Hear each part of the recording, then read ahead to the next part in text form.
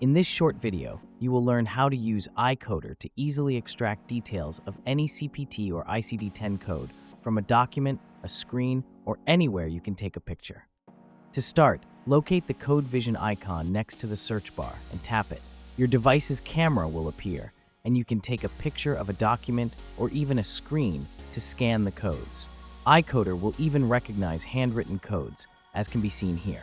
Once the image is processed, you will instantly see all CPT codes detected on your photo. To see ICD-10 codes, tap the ICD-10 option at the top of the screen. As always, with iCoder, you can see all information about a CPT code, including all descriptors, RVU values for your locality, matching ICD-10 codes, code status, and much more. For ICD-10s, iCoder lets you see everything from descriptors, billable status, MDC categories, DRG values, HCC values, and much more. With iCoder's new Code Vision feature, coding has never been easier. Try Code Vision today and experience the future of effortless medical coding.